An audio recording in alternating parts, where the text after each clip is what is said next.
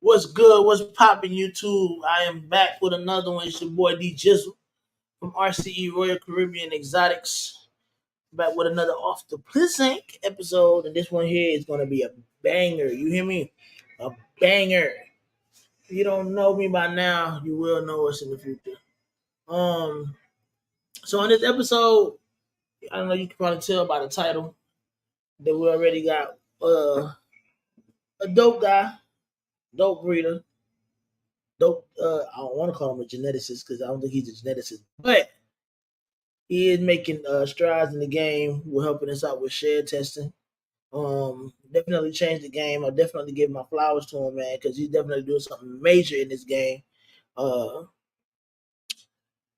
just go ahead and bring him up. I'm waiting on Brandon to come in, but Brandon's always better late than never. But other than that, I'll go ahead and make sure y'all clap for me. I know y'all can clap in the comments, but y'all can't go ahead and put them hands in the comments. The little emojis or whatever. Y'all go ahead and welcome my boy Charlie of Great What's Rock up? Reptiles. What it do, my brother? How you feeling? How you doing, man? I'm all right. Glad to see you, man. Appreciate you having me. For sure. And then this other guy right here, my OG, you know what I'm saying? We just met this year. We ain't met him face to face here, but I can't wait to actually meet him one day, man. He's a dope individual, man. Dope individual, even better person. Great to talk to, gives great advice. Definitely taking the game by storm. Him and his lovely wife, man. Y'all go ahead and Don't blow welcome his them. head up like that. Don't blow his head up like that. They're already big. You don't see it in the back, in the back of the stage. Nah, but y'all make sure y'all welcome, man. If y'all in a part of his Patreon, y'all gotta make sure y'all join the Patreon, man, because they said it ain't a project unless you got a mom in it. What it do, OG? What's poppin'? Hey, what's up? What's good, Charlie? Yo, what up, KG? Oh, Yeah, man. So just living the dream. That's it. Every so day. I appreciate y'all coming in, fellas. I appreciate y'all. So this episode, you know what I'm saying, we're gonna kick it a little bit, pick Charlie's mind a little bit, you know what I'm saying? See I wanna know the man behind the logo. So, on this show, I know a lot of shows, they probably have like different uh setups and everything like that, so some folks be wanting to like get into specific thing. We all know you shed test, but I think a lot of people forget that you're a breeder as well. So we're gonna kind of hit on that as well. And just different aspects of life or the hobby or anything you want to talk about, man. Just I always want people on my platform to know who you are. You know what I'm saying? Because you will be. I'm gonna announce that at the end. What we talked about earlier. That'd be dope for the people that that follow me, so that way we can get some more things going with that. But before we get into everything, let me say hey to the people in the chat, because if it wasn't for them, we wouldn't be doing none of this at all. So first and foremost, we want to say what's good to Mike from M&K Exotics. What's good, Mike? Jesus done popped in, the auction god himself. I don't know if you ever talked to Jesus before? Charlie? Me? Yeah. You don't know who he is? I do his tests. Okay. Because I know Jesus be getting a whole bunch of stuff, and I know you got to get his share tested, especially with all the options you be getting. Yeah, I'm You pretty sure. probably have. Big Ro was good, bro. What's good? What's in here? Paul, Large, Marge, Large Marge. Like that's like a damn tongue twister right there. Large Big Paul. Hey, yeah. that's Crazy. I've Charlie's heard. boy. He's my friend too. Yeah, So let me be clear. I don't want to pawn him off like that. You can take him. All good people, man. Okay. We got the Grim Reaper. These are some folks that are new to my show now. I mean, I hope y'all subscribe. Y'all like, comment, share, and subscribe, man. I hope y'all stick around for the long run with us, man. We got All City Service James. What's popping, bro? Of course, Rich, my brother from another mother. Who else we got in here? David was good. Join Reptiles. That's a dope little logo. I ain't never seen that before. That's dope. Yeah. I like that logo. Yeah, I like that logo. That's dope. As you said, we got two powerhouses on here tonight. Bro, I got talking about you and Charlie. I was gonna say I take the future powerhouse. I'm trying to set myself up with Charlie's help with these share tests. I should be there sometime soon. Hold on, let me smurf quick. Smurf him real quick. Hey, Who else we got? Charlie is the key to reducing the mass numbers on more. I always Facts. say that, man. That's the one big thing I think people forget that this is going to do is help reduce those numbers. Yeah, they don't understand that. Yeah, We got Will it's and gonna Audrey. it's bringing a lot more value than people think. Oh, this is bullshit, and this is a shortcut, and I had to breed everything out and the old-fashioned way. Yeah, it's retarded. It's backwards thinking. Question, man. I don't know why. Why are we all still Just like this platform we're on, right? Yeah. Should we go back to emailing? Don't even do lives anymore. Just email each other. I'm going to sell my car. I'm going to sell my car and buy a horse. Yeah, that makes a lot of sense. Yeah. I'm gonna just start sending messages through birds, bro. Let's see how that works. That would be cool. You gonna throw the pigeon up? Some Mike Tyson shit. You never know. Right. I think life was a lot more simpler back in those days too. When a message took time to get to somebody, you had time to think about what you really want to say because it's gonna be a long time before you get a response. Now, real talk. You better make it. What you was about to say, KG? What you was about to say? I said you better make that message good when you send it with the bird. I'm trying to tell you. Cause it might be the last one. Hold on. That might be the last one. Hey, Prophecy, if you're really trying to come up here, bro, I'll send it. I know you want to ask Charlie some questions. Get the HRA king right there. They ain't gonna. If you hear HRA, just know he's not too. He ain't too far behind. Hey, man, he just hatched out some crazy stuff. I know it. He been showing, in a little group chat, and he's all up in it. Prophecy, DM me on Instagram, bro, and I'll send you the link. But let's get right into it, man. So Charlie, let's give the folks a little bit about your background, where you from, how long you been doing this, as far as breeding and all that stuff. And then we can kind of get into the shed test because I know they got a lot of questions they want to ask about shed testing. Yeah. But I want to know the breeder side of things first before we get into all that. Yeah. So go ahead, take it away, bro. I'm from Brooklyn, New York, born and raised there. Probably, I think I moved out when I was like 20-something years old. But had my first ball python back in Brooklyn. Bought it from a local pet shop. Nice little normal, full of mites. Thing died in like a couple of months, I think. Had it in a 40-gallon breeder with like a heat rock and shit. And the heat rock. It was in the 90s, or probably mid 90s, and there was no fucking websites to go on. Nobody, you took the idiot at the local pet shop's advice, and what the hell did he know? Not a goddamn thing. And then I always had reptiles, always had snakes, lizards, and old lizards, iguanas when you were allowed to have iguanas in New York, all sorts of stuff. And then I worked in finance in New York City for a while. Then I moved upstate. I got a new job, and now I live outside of Albany. But first time I really bought snakes was in 2008. I bought 4 ball pythons on Fauna Classifieds, and thought I was going to breed, but we lived in an apartment in Westchester, and my wife was like, "Get these things out of the kitchen." You could do it when we have a house. So sold our apartment, moved upstate, bought a house, still didn't want them in the house. Sold that house, moved into a bigger house, built a building off my house, and finally she let me get snakes again. So this was, I guess I started really breeding in 2021 or 22. I forget.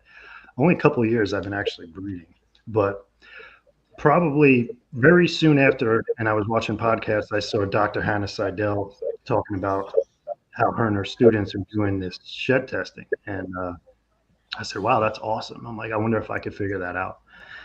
and most people don't even think like, I wonder if I could figure it out, but that's just how I am. Like anything I see that I like that interests me, I have to figure out how it's done and why it works and how it works. So even if I didn't do it, I was going to research the hell out of it and just to know my own knowledge. And after a few months, I was like, man, I think I might be able to do this. So I spent some money, bought some equipment, probably another 6, 7 months of just messing around with it, testing some sheds from guys I knew in the industry, trying to figure it out. And finally, I got it working. And I was just testing like guys I knew and my own stuff, just kind of messing around. And I was like, man, if I could make like my money back on the equipment, that'd be awesome. And next thing you know, RGI came out and was like, hey, we're doing shed testing. I was like, I didn't even know who they were. I'm like, I didn't know anybody else was doing this. And everybody's like, oh, you got to offer it to everybody. I'm like, nobody knows me. I'm nobody. I'm like, nobody's going to use me. It's like, just do it. So I did Right. it. And then it snowballed. And like probably over the last year, it's been growing immensely. Um, and I don't get a lot of sleep anymore. And I'm constantly thinking about it and thinking about better ways of doing it. And just, it's always on my mind, even, all day long, just trying to figure out, you know, new tests, new ways of getting new tests, new ways of testing sheds, new ways to, do things with the business to keep it fun, keep it interesting. And I tell a lot of people, I I've been doing this for over 2 years now, and I haven't taken a dollar out of the business for myself. I just continually just trying to figure out new stuff, investing right back in, and you know, hopefully someday it pays off because it's been a That's how crazy, that's how you get away. Yeah. uh, it's been a crazy That's how you couple of gonna years, get ahead for sure. you know. I'm So gonna tell you like this, bro. It's definitely paying off for us. We definitely appreciate what you do. Um, keep striving, bro. Because like at the end of the day, you're like even if it might not feel like it right now, because I know like you're not getting sleep and all that, but it's people definitely appreciate what you do, bro. Like major, bro. Like honestly, a lot of these projects that people are working probably would take even longer if it wasn't for you. You know what I'm saying? And just like you just having that idea and just saying, fuck it, you just gonna jump straight in and try to do it. You know what I'm saying? I definitely mhm. appreciate it. I speak for a lot of folks. I don't give a damn what they say. Like I'm speaking for them too, bro. I definitely appreciate what you do, bro. Real talk. I appreciate that because there's a lot of times where things don't go right, and you're wasting money retesting stuff because something's not working, or you got a bad batch of reagents, or your machine broke, or whatever, and you're just like, you know what, this is stupid. Why am I doing this? And then you get a message from somebody that's like, yo, thank you so much, you're the best, keep going, da da da da. It's like, all right, that's why I keep doing it. Um, Yeah, it's those thank yous, man. The I good definitely definitely outweighs the bad. Yeah, yeah, for sure. yeah. facts. See, bro, like folks in the chat right now, they letting you know can't thank Charlie enough trying to work per cryptic, and he has been essential in the game and getting and keeping it pure for sure. Bro, everybody there, I'm telling you, bro. I know, like I said, bro, you always gonna get love on my platform. If anything, bro, make sure everybody remember, like, what I'm saying. You don't have to do what you're doing. You know what I'm saying? Like, you're really doing that shit out the goodness of your heart, and a lot of people might not realize that because, like, at the end of the day, you don't get that time that you put in back at all. You know Right. what I'm saying? We only get older. We don't get no younger, so we can't reverse time unless Yeah, somebody I knows mean, something out of I definitely, I definitely hope that at some point it turns into something that could be a nice side business, and because I have a full time job that pays the bills. I don't need this money to keep my lights on or anything. So that's the benefit I have, being able to just invest everything back in and make it as fine tuned as I can, and just keep going because I don't it. I don't need the money. Luckily, I'm fortunate where I don't need the money from this right now, but I do need it to keep it Keep it going and going. keep, you know, I don't want to take money out of my own pocket to buy a $5,000 machine. I'd rather Facts. use the money from the shed testing. No, facts. You doing right, man. You ain't doing nothing wrong, man. You doing right. So, so let me ask you this, because I know, they said, you do the whole share testing thing. But as far as reading wise, as far as you know reading now and all that, you said what? How long ago you said you got into this? As far as reading, This is my third season breeding. Hold okay, on one second. My dog and you my good, son are bro. fighting. What up, B? Oh, we got the co-host. We got the co-host in. Yeah, I ain't co-host even finally. get it. I ain't even get an introduction. I ain't get Who nothing. who I ain't let get Brandon in, a. bro? Sorry, Charlie's the man of the hour, so he was talking when you slid in here. Hey, yeah, I feel you. I'm I sorry. feel Okay, you. hold on. Real pause, real quick. Y'all make sure y'all show my boy B some love. My co-host, my brother from another mother. You know what I'm saying? If it wasn't for B, I wouldn't be here. We talk all the time about doing stuff and trying to keep it fresh and trying to keep it interesting for the viewers and everybody out here, man. And other than that, like I said, he's like one of my best friends in this game. For sure. We've been like honestly, this hobby has brought us closer than I've ever been like before with somebody like what I'm saying, as far as like a lot of my friends and stuff like that. Like I talk to him damn near every day, anytime of the hour, it don't matter about anything. From life to snakes to wives and girlfriends and all that extra, what I'm saying? He keeps me, keep my head in check when it comes to certain things, man. So I definitely appreciate you too, co-host. For Make you sure, feel better man. about Appreciate it. yeah, man. Straight, But straight but yeah, gaslight. Charlie, huh? Said What you straight about to say, gaslight. young man? Oh, whatever, fool. But yeah, Charlie, I just like as far as reading, right? So what more struck your fancy or got you interested in pursuing like reading in the first place?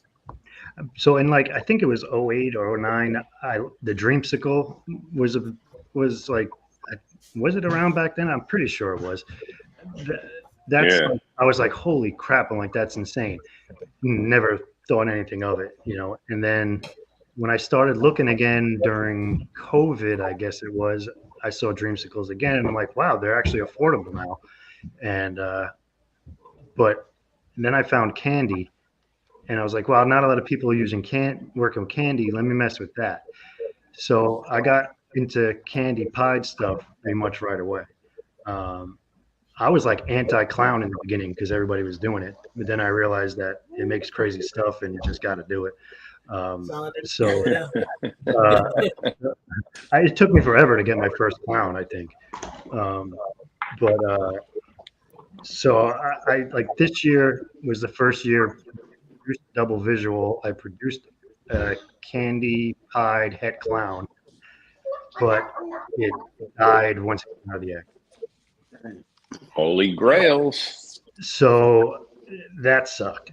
But I have a bunch of, you know, pied het candy clowns, candy het clown pied. So I might, I sold some of my adults because this year I'm just making things that are going to replace them. And I don't want to redo pairings next year. And I have nothing else to really to add into that project without making triple hets, you know, and I don't have the time or the room. Well, I have the room, but I don't have the time to have a collection 100 plus 200 snakes. So I got to kind of be careful what I do.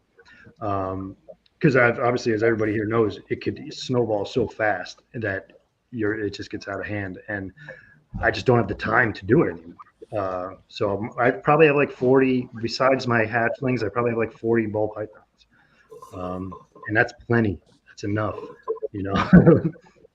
But More than I would say like especially the candy pied stuff was like my first love, and then acid, and then I instantly got into acid stuff. So I have a bunch of acid and dark gene stuff, and I have one confusion, and the rest is acid.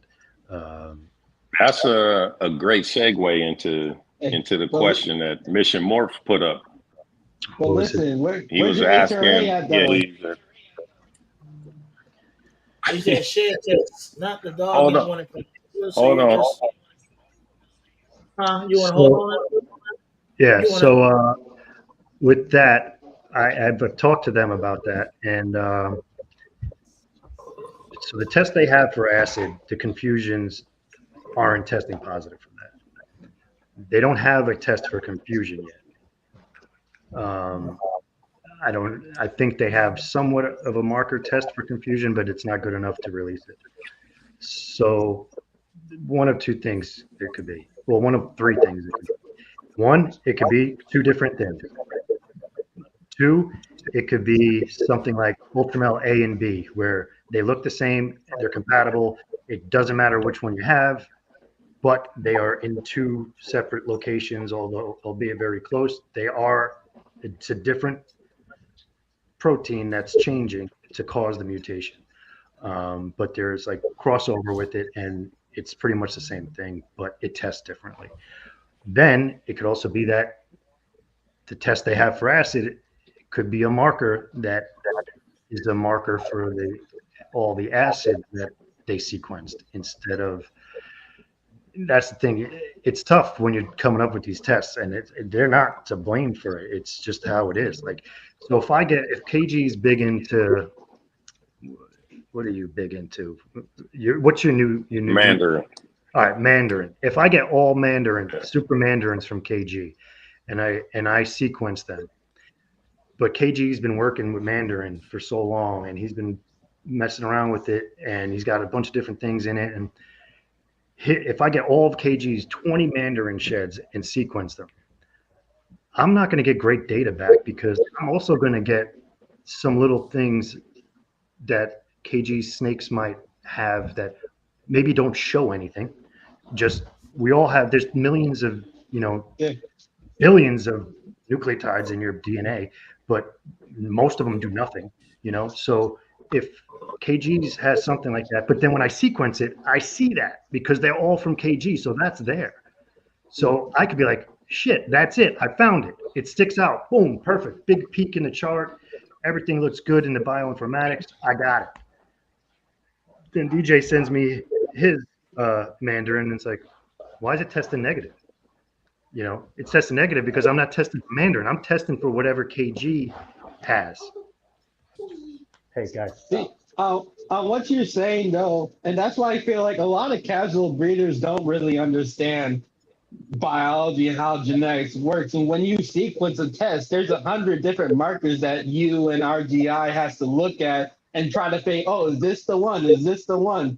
And they don't understand that in science it's so easy to make these mistakes because again, there's mutations can happen spontaneously, mutations can happen whenever, and everything's so closely related because that it's easy to make those mistakes. And I feel like a lot of shade is thrown at people that's coming from people who don't really understand how genetics truly work. It's not simple.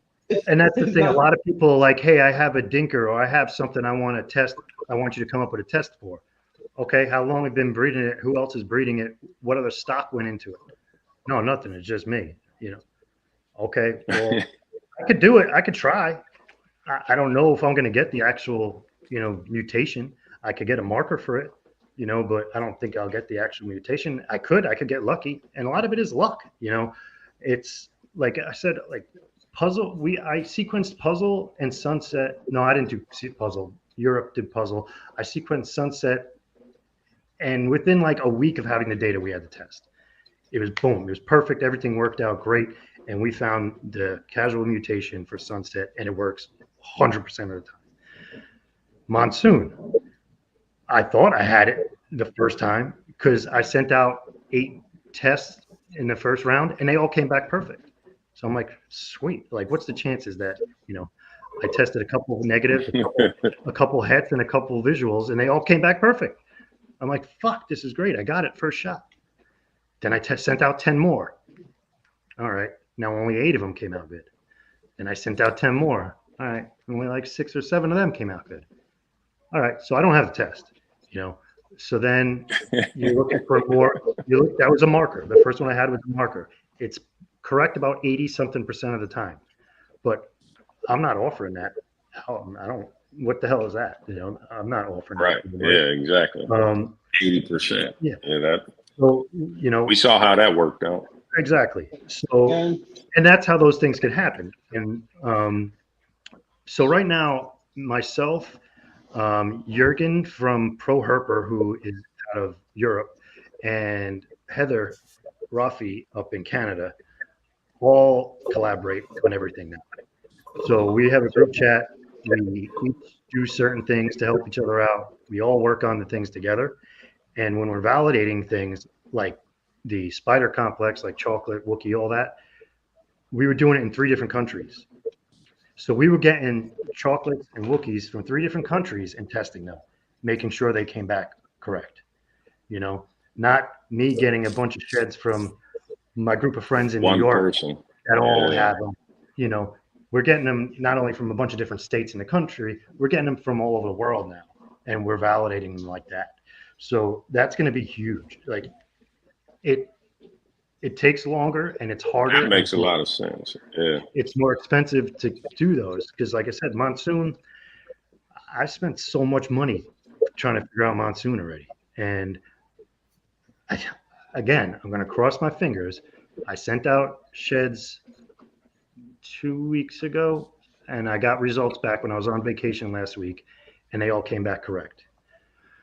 And this was a gene that I wanted to test from the beginning. When I saw it, I was like, this is what I think is going to be it. And I made primers for it, and the primers didn't work. But for some reason, I never went back to it. We moved on because some other things popped up that we were like, oh, this is it. And I was like, you know what? I never went back to that because they asked me, the other scientists were like, hey, so whatever happened with that? I'm like, oh, shit, I never actually figured that out. So went back and we made new primers. Heather made new primers and they were good. And I sent them out and it worked. So about 3 hours ago, I just dropped off another 8 to 10 samples to get sequenced. So hopefully tomorrow night, I'll have more results. And if they're all good, then I'll send out 20 samples. If they're all good, then I'll send out another 50, and then they'll start sending them out in Europe and Canada. You know, so we'll see. But so the moral of that story is we're 2 days from having monsoon. Perfect. Yeah, definitely. Spread that around. Well, look at it like this way. All the labs have been trying for like months to get the monsoon test out. So, like, you know, Charlie's doing his best and he's getting it as close as he has. Think about, like, for example, Canada and RGI, who've had a lot of funding to do these tests, have still struggled making a monsoon test. So it's like, right. So now monsoon has been such a pain in the ass that RGI has joined with us to work on. So they're helping us out with some data. I'm sending them data. They're having their guys, their bioinformatics guys look at data. I'm having our guys look at their data. So we're trying to get it out because everybody wants it. It's no more like, all right, who's going to get it first? We're both working on it, and we're both going to have it at the same time whenever it comes out. So it's just like we kind of realize, like, it's just not a race. You're right. Let's just get this out for everybody else. Everybody wants it. Yes. Would it be great if I had it for a year before them or they had it for a year before me? Sure. There's so many monsoons to test, that it doesn't matter. You know, I won't have time to do everybody's monsoon tests if I'm the only one who has it anyway. I don't have time to do monsoon tests on probably the 300 I have in my house waiting for me to test that people send. So yeah, the monsoon is that's going to be a big one. We put that behind us and we're like, let's just get a test, an accurate test, is, you know, for everybody. So that's, you know, they were cool with it. I was cool with it. Europe, Canada, all of us are working on monsoon together right now. So Charlie, here's an important question though. When are you guys coming out with the HRA test? Just asking. There may or may not already be one. So would it make a difference if you was like, does it make a difference testing for a het versus trying to get the whatever that word was you were saying for a het versus, for a het versus a visual? What do you mean, coming up with the new test you're saying? Yeah, like for monsoon, like KG can look at a het monsoon and be like, that's a het monsoon, right?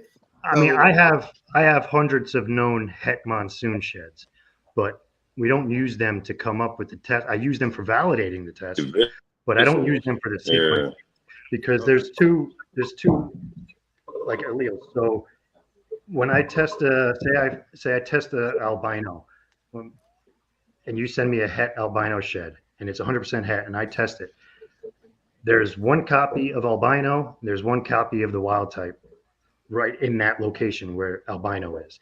If you send me a visual albino, both copies are albino. If you send me a negative, both copies are wild type. So is one of three things. It's het, it's negative, or it's homozygous. So when you're sequencing these, if you're sequencing all homozygous versions, it gives you back less data to sift through because you're weeding out that wild type that's also in the comparison. So you're comparing them to normals. So the normal part is going to be, so you're only getting half of it. I don't know how to explain it. You're only getting half of the data. You're getting actually double, I should say. The So information. it's easier to make tests with supers and hets than just hets. You don't even want to use any hets. You want to just use supers. The guy in Europe and Canada, when we do it, they say, Charlie, I'd rather you send out 5 homozygous than 55 hets. It's not worth it, but other people do it differently. But I don't know. You would think it would be easier if you just had the visual anyway, because I mean that way you could, once you find out where it is and all the visuals, it's pretty much, it should be a lot more easier for you to figure out. Okay, well, like you said, one allele, is het, and then it has the wild types, and you already know that it's het. So I get what you're saying. It makes sense. It's a lot easier for you to do it.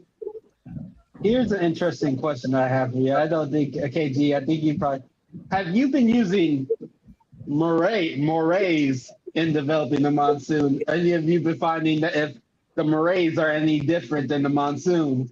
So interesting enough, I only sequenced sheds that people told me were visual monsoons. I have het moray sheds, and that first round that I sent out that all worked out. The next round I sent in some het morays, known het morays, and they came back negative. So I was like, maybe it's different. But then some other ones that were het monsoon came back negative too. So I don't know. Yesterday I sent out a known het moray, or today I sent out a known het moray with some other known het monsoons. I don't have the answer yet. I don't know. We don't know yet if it's different or not. That would be interesting. They're definitely compatible, but Right. they could be different. Yeah. Like it could just be the ultramel thing, like I said. But yeah, I think it's gonna wind up being. I hope it's the same. It's just gonna make my life a lot freaking easier. Hey, every stranger breeder is going to have to stop calling this stuff het monsoon. Dude, every het monsoon test I have already is a stranger. Oh wow. Rose said when the shit male or female for Congo is gonna be available. So you test for Congos? No, not yet, but we are working on it. Besides ball pythons, our next thing on the list, I have the colubrid sex test. I'll probably be offering that starting next week. But the rest of the pythons and boas. So we're doing a big sequencing run soon, and we're hoping that helps find that. I know RGI was working on the chondros for a while. I don't know what's going on with that. I don't talk to him about that, but we really want to get that for like carpets, green trees, Amazon tree boas, regular boas, whatever. We want to figure that out.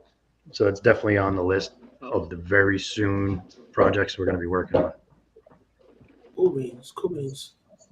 Another guest was asking, what are some of the common mistakes made when shed testing?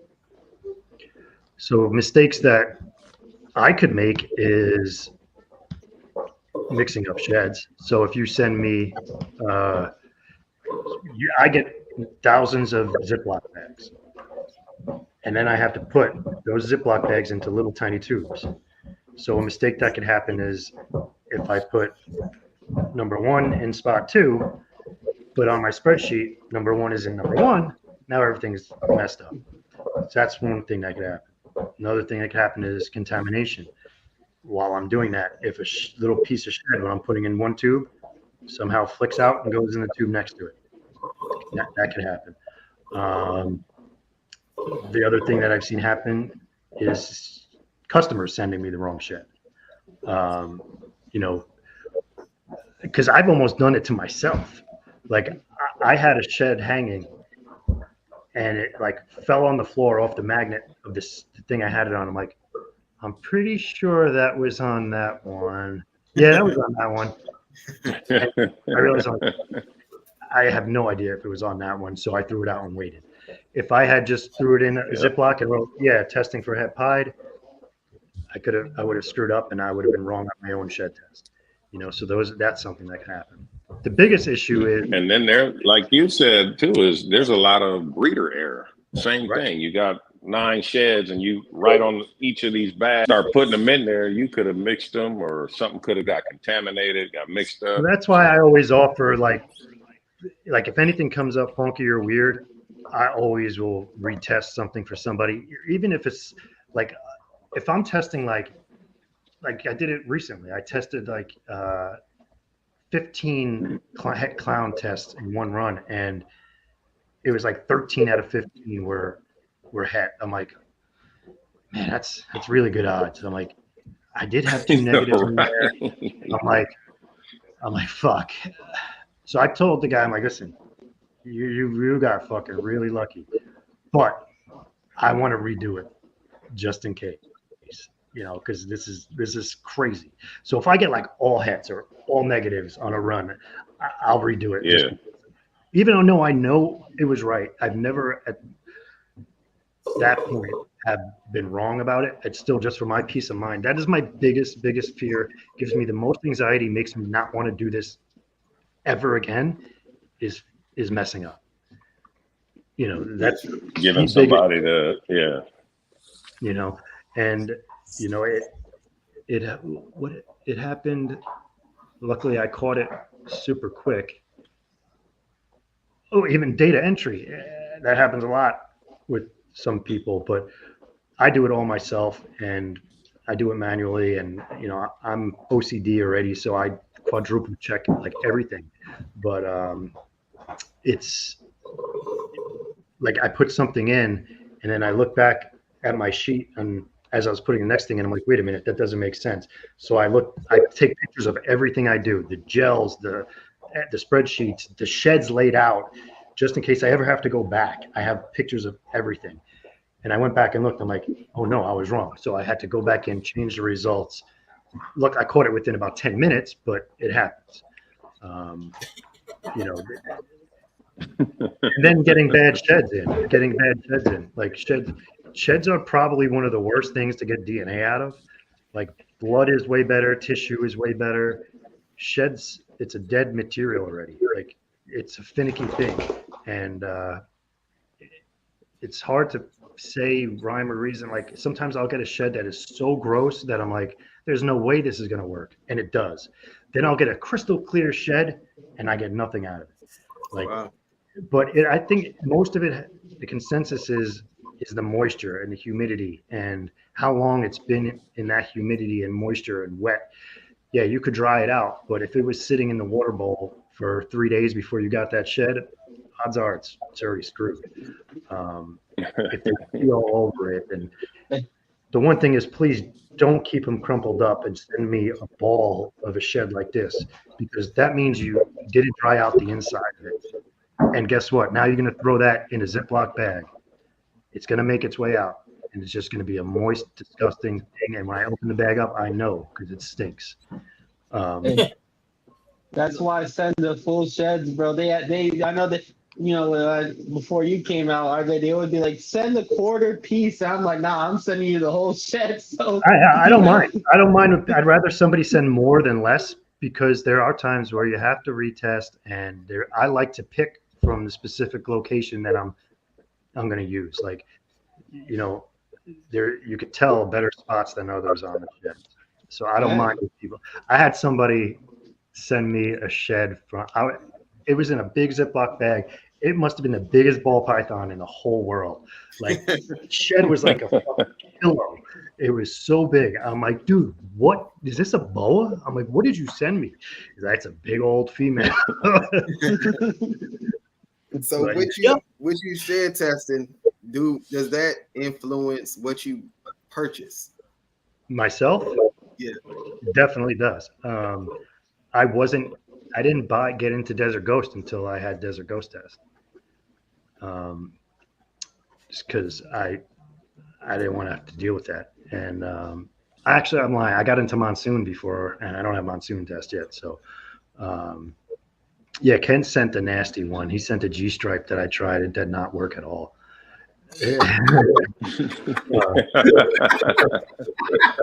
I remember trying that.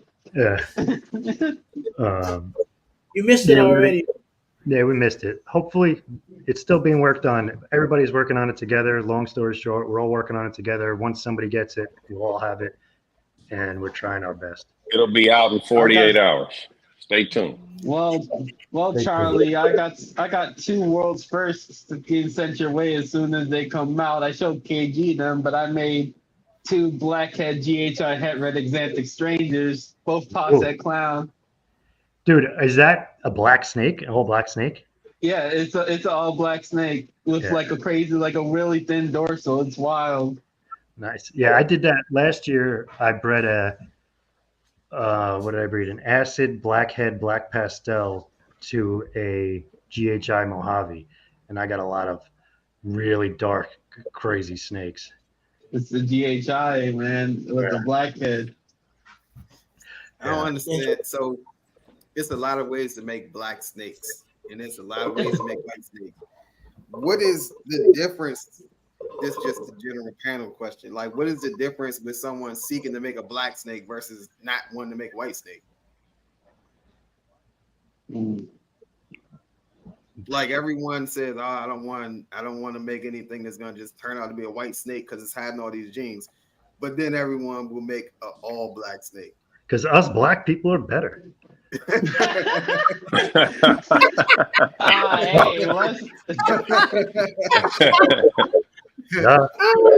Once you go black, hey, yeah, that answer. Come on, B, you knew that. What kind of question is that?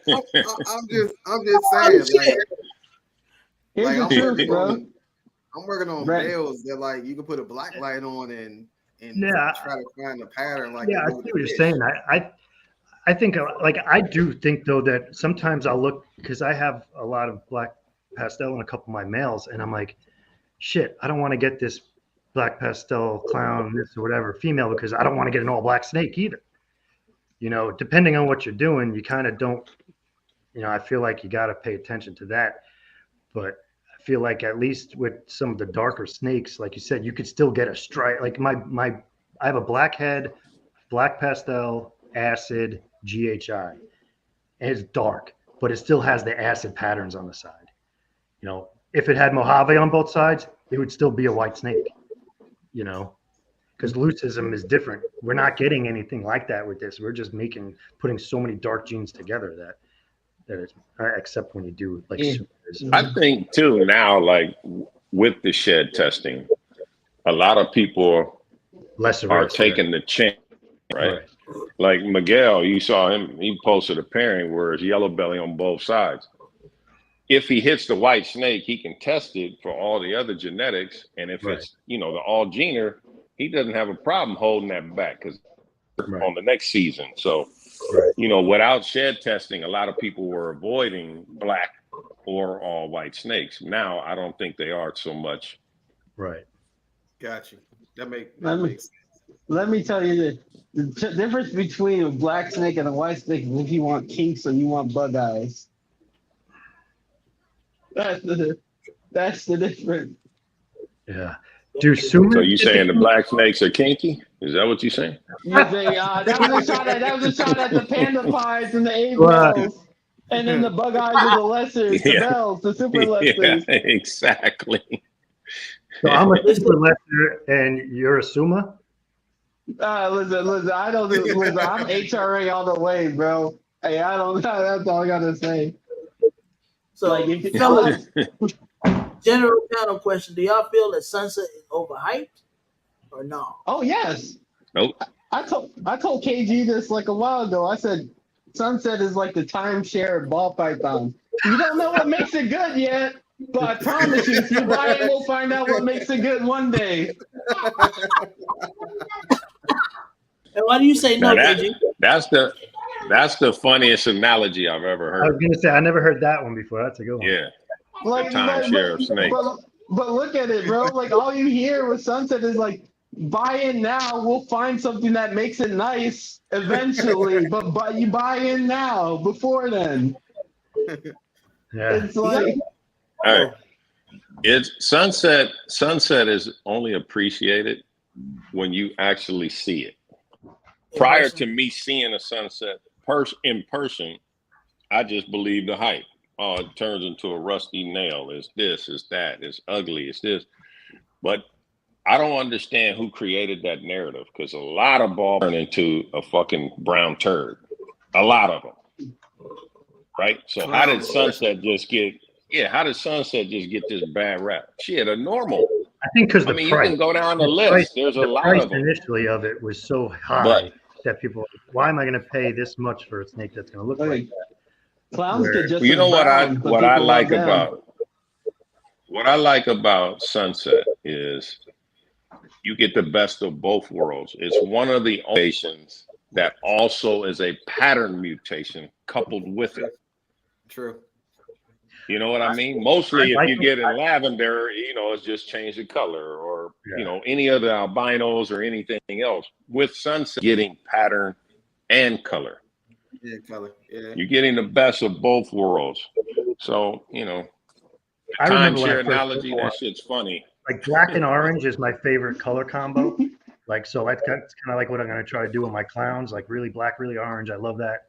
And when I saw a baby Sunset for the first time, I was like, oh my God, this is it. I love this. This is the best. And I still never got into it because I wasn't spending that much money on snakes then when I saw that. But I think very soon I'm going to get my first Sunset. I need to try it because I'm not a hater of it at all. Some people I like the color. Yeah. Even as it like ages. So it's all a preference. You know what's funny though about that? There's like probably 200 pet keepers somewhere out in the U.S. that bought half het Sunsets when Brian Barczyk was selling them at $50 normals before he proved it out. Dude, there's a lot of pet keepers that have some crazy shit that they don't know about from big breeders that don't want to sell. You ain't lying. I saw a pet that somebody was holding, and he said he bought it at a local pet store as a normal. And I'm telling him it's monsoon. That's not a normal. Yeah, it wasn't monsoon, but I think it was like, it definitely had pastel, maybe Mojave or Mystic. Like, this thing was crazy looking.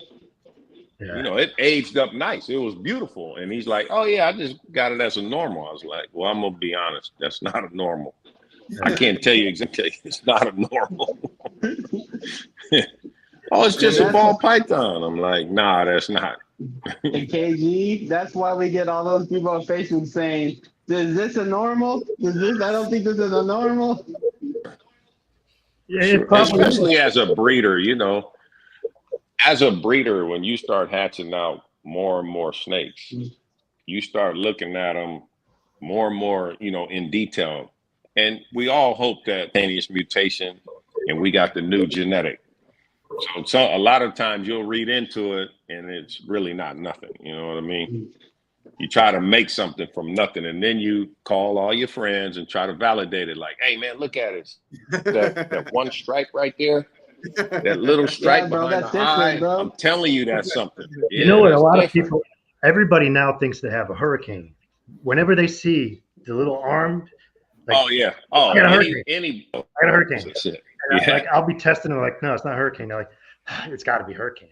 I'm like, I'll show you five matches that I just. They got a GHI, right? Yeah, GHI's got barbells. It's like, come on, man. That's crazy.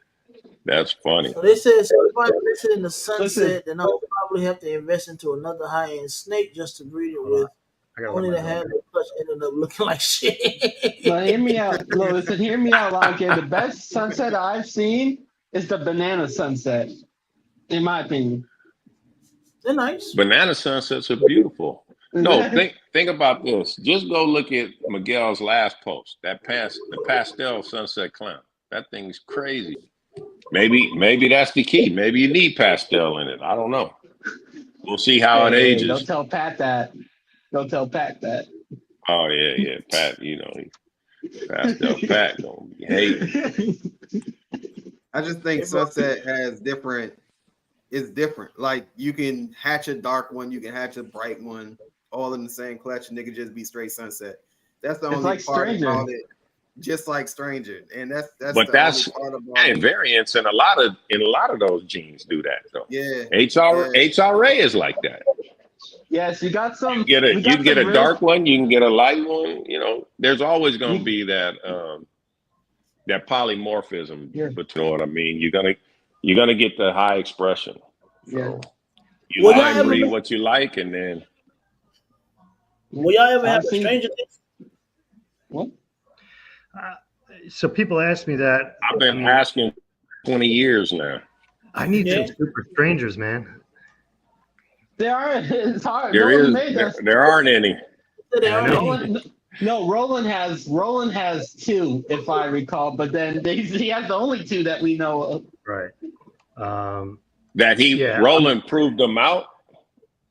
Yeah, Roland has proved. He proved one out, and he said it doesn't look any different than a normal How many? How stranger. many? Yeah, but how many pairings? Over three clutches, four clutches. You can't just say it off I of don't. one clutch. I don't know. I don't talk to Roland like that. I just know what he's from. What he told me about that. That he has Right. one. Yeah. It's interesting. His that he thinks is a super. So we'll see.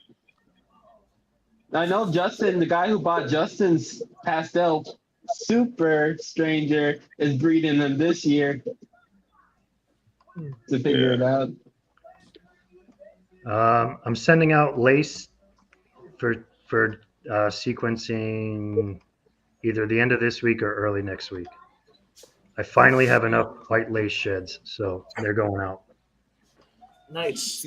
So does trying to come up with different tests, does that affect the old test that you already have? I'm sorry, what was that? Yes. Does trying to come up with new tests, does that affect the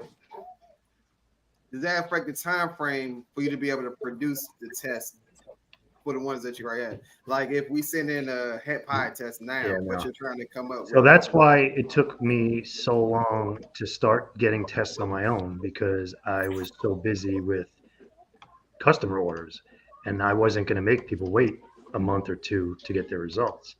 So until I had everything down and shit was working smooth and I could bang things out quicker, and at first I hired somebody just to, like, it was like my babysitter / dog walker. She would come over and prep everything for me. And then so that saved me an hour or two a night. So then I was able to start researching more and being on the phone more. And that's when I started, sending in my own stuff for sequencing. Now I have an employee that she's awesome. She has a bio degree. She's going for a doctorate. She comes over she's worked in a lab in college, and I taught her it in a few weeks, and now she could do the tests on her own. So she does some tests when I'm at work, and then she sets me up for tests to do at night if I have to. So we're doing double, the tests in a day now than I was doing when I was by myself. But I also just bought a new machine, new technology type thing from a company that may make things even quicker and even cheaper going forward if it works out. So, we got to probably next week I'll be able to start doing some test runs with it and see how it works. I hope it works because it wasn't cheap, but we'll see. So yeah, no, I don't coming up with the new test, and that research stuff, that's what happens after midnight. And that's why I'm so tired. First thing first is the sheds that are here that customers paid for. Those are always first before anything else. I respect it. Put your So So customers with first. Charlie, You got great customer service, man. yeah, for Put these sure. people first. So What so do you you about to like say, bro? do your own personal projects and breeding and stuff more than the shed testing, or are you more interested in the shed testing side versus the ball python owner side? It's tough. Right now, obviously, I'm probably more interested in the shed testing just because it is still so new and so much new things that we're figuring out. And it there's just so much research you could do on ball pythons on Morph Market. Um, but I still love doing it. I'm never going to stop breeding. I just now I have to focus, and I'm trying to keep a small collection of exactly stuff that I want. Um, but I, I, I'm somebody who is always thinking and always. My wife always makes fun of me because the stupidest thing I'll have to research and figure out how it works. So now with this, it's never ending. You know, I especially since I'm not a trained biologist or geneticist. You know, as my day job. So I always have something to research and learn, and that's what my brain needs. So that's what interests me more right now is because I can always do it. Um, Panel So, tests. So the new technology I'm using is going to help. It's not going to be full panel tests, but I should be able to do multi genes on one snake a lot easier, quicker, and cheaper. But panel tests are done a different way. So when RGI does panel tests, they send them out for next gen sequencing, which is expensive unless you're sending out a shit ton of them at once. Hence why sometimes it can take a long time to get results for them because you're not going to send out four people's, you know, DNA to the lab for sequencing and spend $1,000 on it, you know, when it costs the same amount to do 96 of them. Uh, so that's why you got to wait. Um, and You it hear does, that? There's some insight there. and it doesn't always work. That's some transparency. Shit. Things also like the primers all got to work together, and Ben even says it, like sometimes they have issues with primers not working together and they can't offer every single one in the panel because you get to a point where it's just too much and they don't play nice and primers are finicky, and that's just more data that you could screw up. And you know it's just not worth it, honestly. It's If somebody really needs a panel test, I tell them either tell me a few genes that you need to know and we'll figure out a price, or send it to RGI because I'm not. It's too much time and money for me to say, all right, $120, I'll test every gene I got. No, no, absolutely not. I'm not. I can't do so Charlie, nah, here's a question for you. Like, and this is kind of straight. So, like, how hard would it be for you to develop tests for like dominant genes where it's hard to ID or hard to tell whether something is a super or not, like pinstripe, stranger, it. Yeah. Leopard. leopard. So you could do it. You do. Obviously, it could be done. And it's probably going to come down to that for things like Stranger and Redhead. Um, but there's also like we're close on Blackhead because there's certain genes in other animals and certain complexes that once you get one, you kind of could start searching in that area for other genes that make sense. Like, so if you find a gene that gives you a pigment change in an anole lizard or a zebrafish, and it makes the pigment change look crazy. All right, maybe that's the monsoon, or maybe that's this. Let's look closer to that. So you don't necessarily have to now go through this huge genome. But so with things like Stranger and stuff, I'm probably going to wind up sending out 20, 30 Stranger sheds to get whole genome sequence, and I'm going to get a lot of data back. And it's not going to be the greatest data in the world, but it might give me somewhere to zone in on. Do you think strangers in the chocolate Wookiee complex? I haven't seen it yet, but to be honest, I haven't really tested it for all the different exons in that, which once I'm all caught up on everything, I keep saying that about everything. It's like, oh, once I get caught up. And today I went to the deal box, and it was like the first day in forever where I didn't have like a fucking ton of sheds in there, and like we're all caught up. So tomorrow I should be able to. It's gonna be fucked up tomorrow. Hey, KG, thinking that KG, Antoine, remember Antoine had that spot nose GHI stranger head clown that he produced, and I know he didn't produce all spot nose or strangers, so I wouldn't think it's in that complex. Yeah. No, I think it's in the mahogany complex. That's what I think. Stranger, mahogany, That's another one. cinder. Like last night, I spent a bunch of time. I was up late last night going through all my sheds that I keep every shed, and I was pulling out things. Like I pulled out a bunch of like super mahoganies, so I might send them out as well once I get enough of them. Yeah.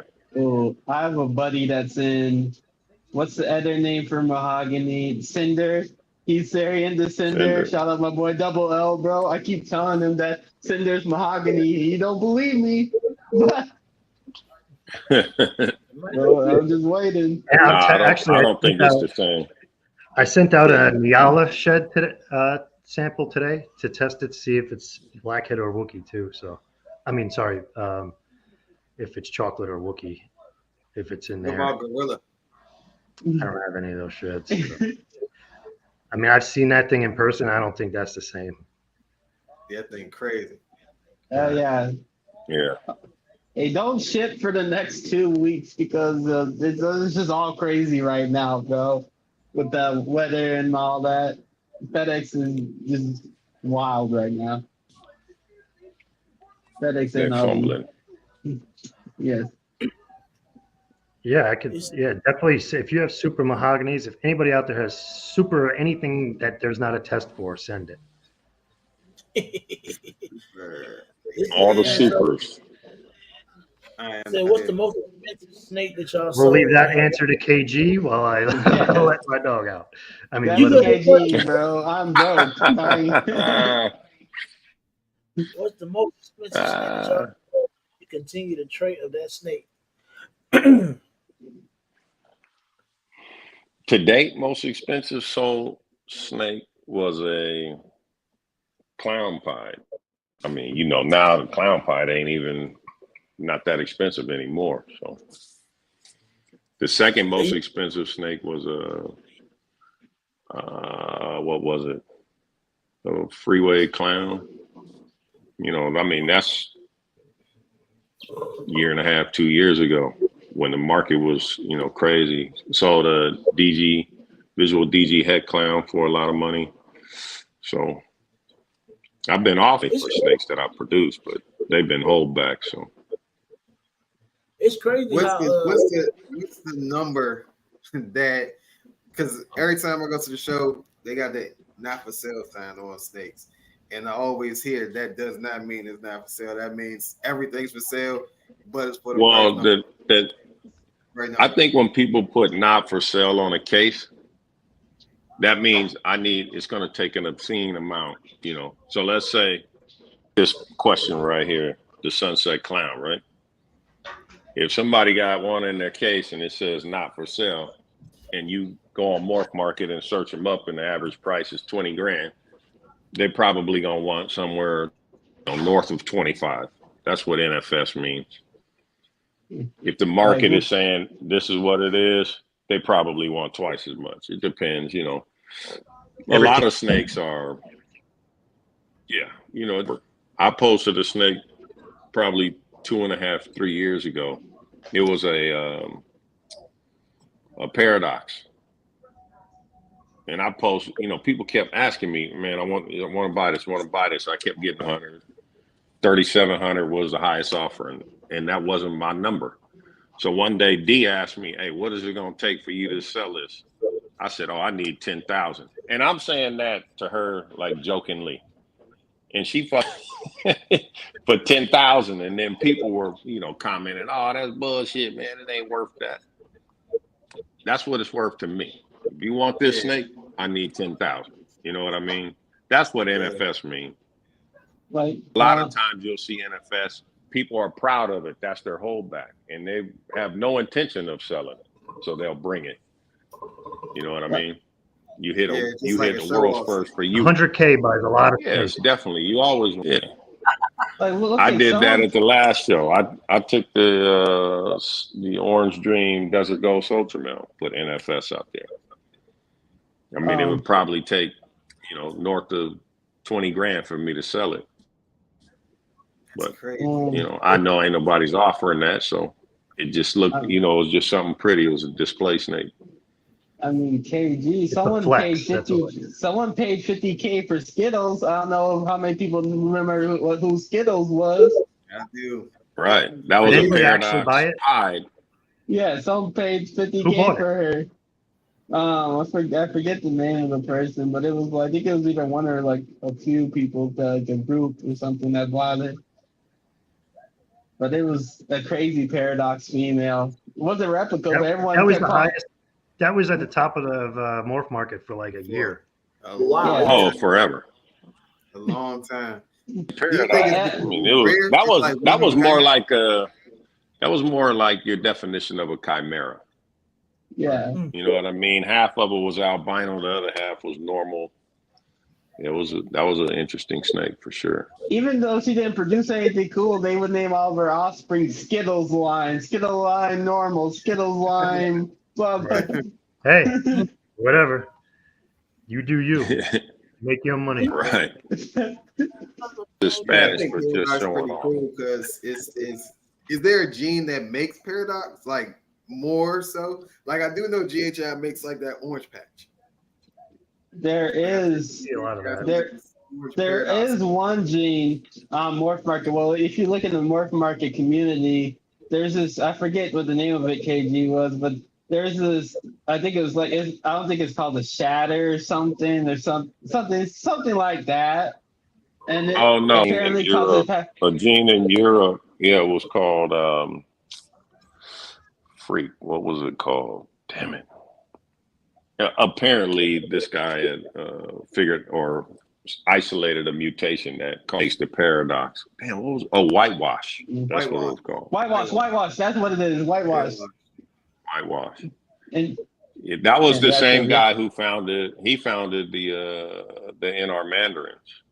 That was Piet. Right.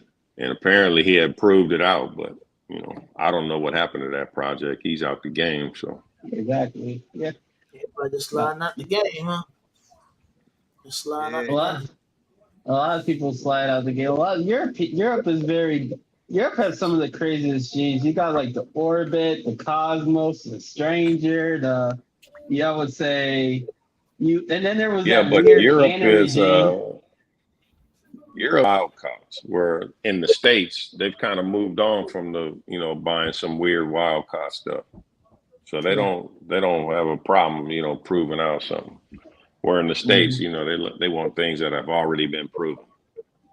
They're waiting for somebody to tell them what's the next hot snake. Because in the U.S., it's hurry, hurry, hurry, hurry, hurry, hurry, hurry, hurry, hurry. I remember. Right. When I first met KG and he was going to Hamburg show. I think it was going to Hamburg, and you went and bought a bunch of crazy snakes. We're like, I went to Houghton. The Houghton show. Houghton. Yeah. You bought it's like a bigger version of Tinley. It was crazy. They had some, like you said, in Europe you see all kind of crazy stuff. Let me ask y'all this. I gotta jump off. Well, before you go, Charlie, I just wanted to announce that Charlie did tell me that he will be a sponsor of the show. If y'all don't know, I appreciate that, man. He definitely will be looking out for everybody. We'll talk more about it and get some more details later on. Of course. I definitely appreciate you and everything that you do. Definitely gonna give you flowers, man. You'll definitely be rep here, strong. And I appreciate you coming out, man. Definitely shedding some light on Shed Tech and getting some info that a lot of people probably want to know, especially that monsoon information. And I just thank you, man, for your time, bro, and what you do for the community, bro. Big ups to you. Real talk. Thank you. I appreciate everybody, man. If anybody needs anything, I'm always answering DMs or whatever, emails. Just don't hesitate to ask a question. Appreciate you, brother. All right, guys. Have a good night. Thanks again. Charlie, my guy, appreciate you. Take care, KG. All right. Bro, the fact that he said that there might be already HRA says already made my day, bro. I'm like, not that I need it right now, but damn. Hey, that was music to your ears, boy. He said it might be one already there. Oh. So let me ask y'all this: how y'all feel about So like in Japan now, I want one to ask y'all. Japan is starting to do their thing with this whole ball. Well, they probably were already doing it, but I feel like now it's getting a lot more recognition, especially being that Justin went over there and they started shedding more light on that. How do y'all feel? Listen, we knew There's a that couple people that went over there. we knew that Korea and Japan were starting to take off because like a lot of people don't know. Like there were like a few Korean and Japanese people that went to the first Las Vegas Super Show and just bought out everything. And they literally bought out everything and it went back. Like, I didn't know that. That's wild. One person spent like $60K on lily whites. He spent $60K on lily whites, lily white crescents. Wow. Damn. Shit, nah, they spent 500,000. Do you feel like that help the market in a sense, or do you feel like that could possibly like cause the market to be, I know they have a different market because they're in a whole different country. Anything can help.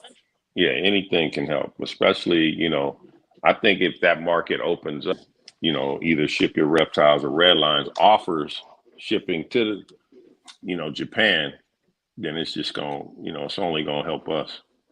I think I believe if China allows importation of exotic reptiles, that would change everything. It would change the game. Like there'd be no overproduction of animals. There wouldn't be because you couldn't print them fast enough. Exactly. Like I always speak, right? It's gonna take the right influencer, and you'll see it just fucking shoot off again like it did in COVID. If the right person posts a ball python and say like these or whatever, it's over. They're gonna sell out the next day. That's real. If The Rock did his podcast holding a ball python and saying, I'm breeding ball python, it's over. Now listen. It's over. If Taylor Swift held a ball python and said she liked ball pythons, it's over. It's over. It's over. That's real. That's real. Best to start sending them back. But also in them other countries, like they take their animals serious. Like the Tibetan Mastiff, they buy those for like $1 million over there. Bro, look at what the Japanese do with cows, bro. Look at their beef, bro. The Wagyu beef. Bro. SOS, what up? Oh yeah, man. Everything they kois, dogs, everything they get into, birds. Mm-hmm. It's just perfected, bro. Tranquility type stuff, bro. So what do you think is gonna be? What do you think is gonna be next after ball pythons? Like, all right, so it's different phases. And I started to notice it's like different phases. Like people go from I think it's hard to replace. You know why I think it's hard to replace ball python? Because you can live. Because like 400 different genetics. True. That's true. You know what I mean? Yeah, you can fuck with koi, but there's probably 10 mutations. You can fuck with dogs, there's probably 100 mutations. Ball pythons' is hard color palette is so large that possibilities are endless. A lot of those other ones, like kois, they pretty much reached the end point. On pattern and color. That's it. I can't too much more I can do. Dogs, the same thing. Different species. Is ball pythons is, I think it's the only species out there that has so many different genetics attached to just that one species. It's crazy. Well, if you think about it, the only species that's comparable was like California kings back in the day, because California kings had like over 100 of different mutations, and then ball pythons came, and a lot of those mutations for California kings were lost because people stopped doing them because they wanted to do ball pythons. Yeah, gone. It's over. And I think, ball python is like the perfect snake because it's big enough that it's impressive, but not overwhelming. And it has a docile demeanor. It has the best of all worlds that I think, you know what I mean? Yeah. Like it can't really, So it can't kill you. You know what I mean? Like I feel it like it's the doesn't, easiest snake. doesn't need a lot of maintain it. It doesn't require a lot of attention. It's just everything that you want. It checks all those boxes. You know what I mean? If Except I'm for being Versus truthful, a though, chondro, a king snake, or snakes and things is active, man. Yeah. if we took the morphs out of it, though, I feel like, and I even with the morphs, I find that, and this is kind of biased, and I talked to KD, that I like super dwarfs better than I like ball pythons. Even though I love ball pythons, but I Super think super dwarfs are dwarfs are way cool. better. And see, that's another thing, right? It's like a stepping stone at balls, and they always branch into different species, but their passion is balls. You know what I mean? Yeah. That's crazy. Yeah, most of the snake people started off with ball pythons, then they venture For sure. off, And but then they'll add keep. another, they'll add one more, they'll add one more. Yeah, you So definitely keep.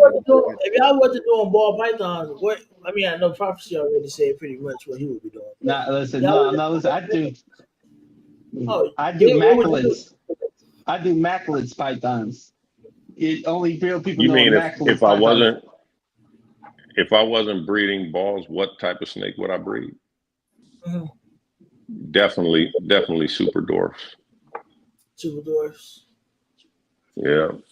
What about you, B? If I wasn't breeding ball pythons, or if I didn't get into ball, if I would have got into, this is gonna sound crazy. If I would have got into chickens or pigeons, it was out of them two. It was either chickens. Okay, or Mike pigeons. Tyson. Hey, I'm telling you, like the money in pigeons is freaking crazy. It's crazy. Yeah. The pigeons is selling for the same price as these ball pythons. We said he would do 20K Facts. in the fish. Interesting fact. I've never fished in my No, life. bro, you know Fishing who's too. making more money? You know who's making more money than ball python bears? The father and daughter deal that figured out how to breed bolins in captivity consistently.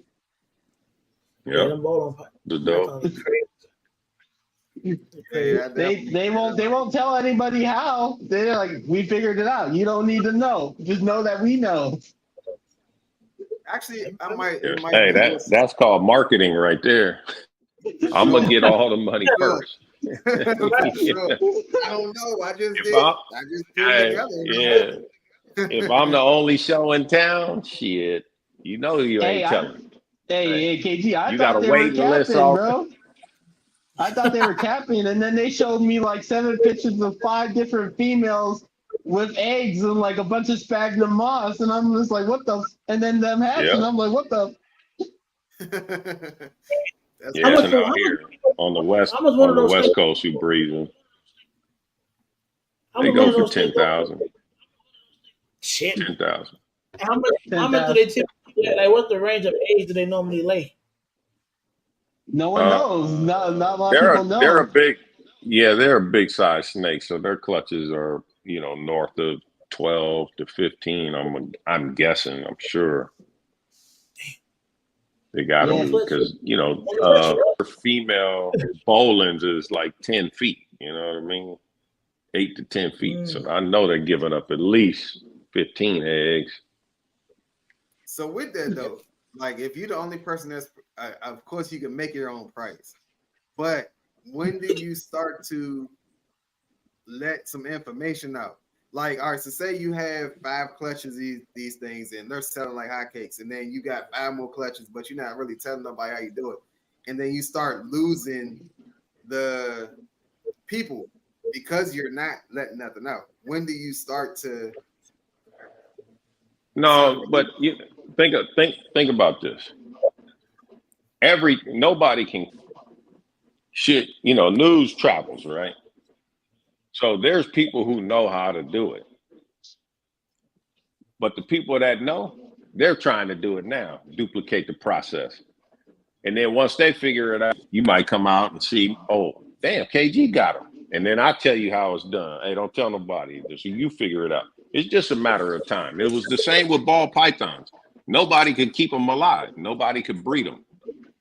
And then once that, they made a shit ton of money for a few years. And then somebody else told, and somebody else told. Now, shit, even my dumb ass can do it. Shit. Right, me too.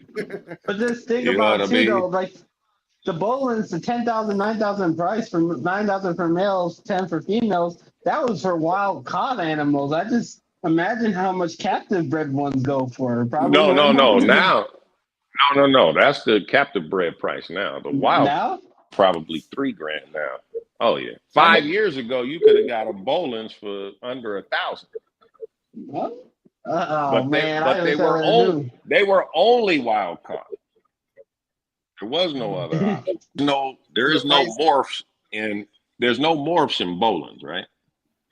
Yeah. You're gonna get a reddish snake when it hatches, and it's gonna turn into a black snake with iridescence.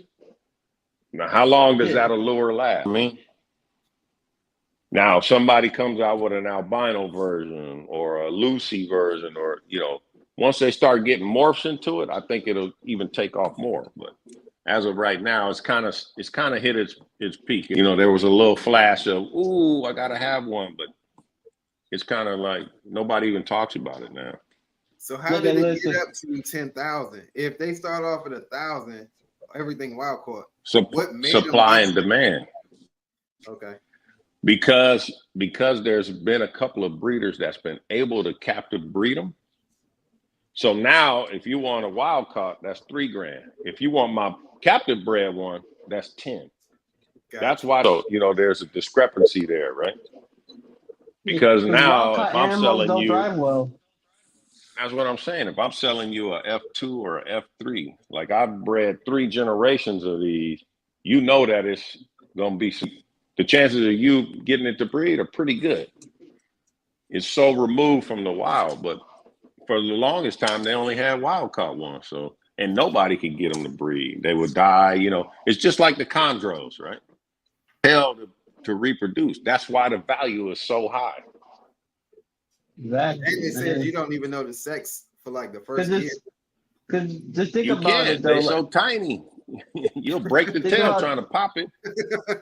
Like, think about those. Especially with captive hatchlings, they're accustomed to captivity, so they'll eat right away and they'll do the thing where little wild caught. The struggle for the next 2 years is going to get it to eat for you, and then after that, now we got to figure out how to get it to breed, and it might not ever breed. It might, and then you have to test it for parasites and nido and all those other things, and then it might just die spontaneously because it's just stressed out. Bosa, you're a fool. Bosa's a damn fool. How much for the F-bomb? Hey, that's a secret. Hey, KG, why are you telling people that Bluetooth secret, bro? That's supposed to be between us, man. I've heard that the secret to breeding Bolins is outside, and it has to be a big temperature swing. Yeah. So the person breeds them successfully in captivity. He breeds them outside, and he lives in San Diego. Yeah. So during the day, the temp get to like 80. At night, it drops down to 50s, and he just keeps them outside. But that's how they are in the wild. In the wild, the region where they're from is cold as hell at night, and it's hot during the day. Yeah. They come out, they bask in the sun, then they go back in. So if you can replicate animals, what their environment is in the wild, the success of you reproducing is pretty high. You know what I mean? You can't get a Bolins. You ain't gonna be able to get a Bolins and then put them in. It's gonna work. That's why ball pythons didn't work. Now they so far removed from the wild. That's why we can keep them in a rack system in perfect heat and perfect that. And we've already bred the wild out of them. It's the same with dogs. Every dog breed was wild at one time. And with the incubation with the bolins, from what I've seen from the pictures they dropped, is that you keep the humidity high like you do with ball pythons, but you don't use like the pearl white and stuff. They keep them in like sphagnum moss, like just completely covered in sphagnum moss, and the temps are a little bit lower incubation. And they That's like the it's like thing, you know. 80 to 90 day incubation. Yeah, It's wild. you You never would add know. to the price too, because shit, I gotta wait damn it 3 months for you to hatch out. Add to the price. All The price. attributes. Yeah, The it's price. weird, bro, but it's the science, bro. It's the passion of this hobby. It's husbandry, bro. Like it's what we do is we figure out how to do these. Like our captivity will never be the perfect situation for these animals, but it's our job to make it as similar as we can. You know, True. you know. Man, what you want is I don't think there's a right or a, all four of us could have a pet dog, and all four of us feed four different water types, four different beds. You know what I'm saying? There's no right or wrong way to do it. Is the animal happy? I mean, that's not, you know what I mean? If you got an animal that's happy, content, you're gonna be successful. Yeah. For sure. So what about the spicy, the ones that just fly out the tub every time? Do you think those are actually happy or those the wild ones? But it's like with anything, with humans and dogs, with all our demeanor and temper is different. You know what I mean?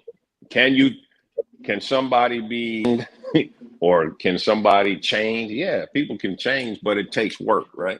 Now, that one that flies out the tub, are you willing to put in those hours to, it might take, let's say from hatchling to adult, it took you a total of 5 hours of handling that for it to be docile, versus that one that's crazy.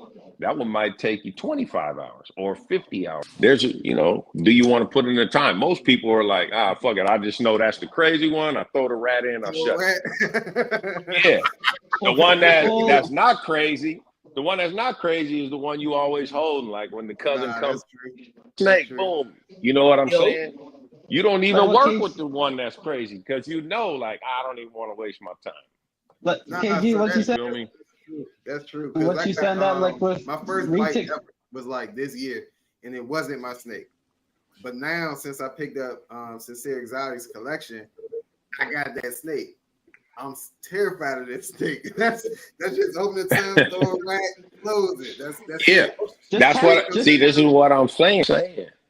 If you spent that extra time, right? No, but this is so. I'm gonna give you the perfect scenario. One of the first snakes I got was from a friend on Monday nights at a cigar shop, right? So one day I'm in there talking to the homie playing poker, and we start talking about snakes. I only had like 5 snakes at the time. This old lady that comes to the cigar shop, the conversation, she's like, "What kind of snakes you got?" I said, "I got a ball python." She said, "Oh, I have one too. I've been trying to get rid of it. Do you want it?" I was like, "Is it a male or a female?" I said, "Absolutely, I want it." Then she proceeds to tell me the last time she touched the snake was 2007. Dang. This is the year 2000 when I got this snake. No, 2020. Dang. Right? She said, "All I do is throw rats in there. I haven't cleaned the cage, nothing." I'm talking about from 2007. The last time she had snake bit her on the arm. The snake bit her on the arm. She panicked. She said it was locked on her arm for like 20 minutes. Arms leaking. She didn't know what to do. They finally let go. She put it back in the cage. She never touched it. 20 years passed, man. That's 14 years went by, and nobody has touched the snake. So I told her, it's a female. I definitely want it. I go to her house. Hey, I go to open the screen. This thing is Now I'm scared. Like, what the hell? Shit, I don't have a snake hook or nothing. She gives me an old pillowcase. I throw it over the snake's head. I'm wrangling. I feel like Steve Irwin right now. I got this thing. I tie the pillowcase up. I take it to the house, right? I throw it in the rack, and this thing is fucking hitting the rack. Bam. So I'm like you. I open the box, like, ooh, throw the rat in, close it. Finally, I was like, man, fuck that. I'm gonna spend some time with this snake. Bro, that's it's my oldest snake and my nicest snake. 26 years old now this year. And she cool as a fan. And the girl I got it from, the old lady, she can't believe it. She like, man, you handling that thing? I'm like, what? Man, I got it on my neck. It's chilling. Somebody putting in that time. Is that the chocolate And then girl? I think back when, yeah. And I think back, why did it strike her? Well, she tell me the whole story. She's dangling the rat and caught her. It wasn't that the snake was crazy. She bought the snake in 1998. So she said she used to hold it all the time. Once she got bit, she's like, I'm out. Trying to get rid of the snake for that long, 14 years. That snake laid 10 eggs last year. Nice. So my situation was totally different. Like, I'm sitting here, I'm holding the snake. And normally when I think of a snake biting you, I think it like fat man, what up? Goes fast, they bite you, all that type of stuff. I'm holding the snake. Yeah. The snake just looks at my arm, opens his mouth, and it just grabs it. I'm sitting here like, don't hurt. You're not like, that's my first bite ever. Right. So yeah. Yeah. And it wasn't scary because it didn't happen fast, but my mind was like, why? Why did you just why you do why you do me like that? Listen. Hey, just take the time with it, B. I promise you. If you handle it once a week, I promise you it'll calm down. Hey, okay, look at this. Let me tell you this, all right? And Eddie can attribute to this, right? So, you know, my blackhead red exanthic yellow girl I love, bro. When we first got her, bro, we couldn't. Eddie had to get a snake hook because every time he tried to open the tub, wham, just right away. She tried to fuck him up. She just looked him, give him this look first, and then try to fuck him up. And then eventually, bro, the same way. Her son's the same way. All they take is a little work, man. You put a little work in, they won't. Listen. It was after she locked the first time that she suddenly calmed down, as if getting the peens calmed her down. There's the two F's. The two F's. Snake strike. Two F's. Either fear or food. That's it. Yeah. But see, I don't know because my homie had a cinnamon. My homie had a cinnamon female that was probably like a subadult.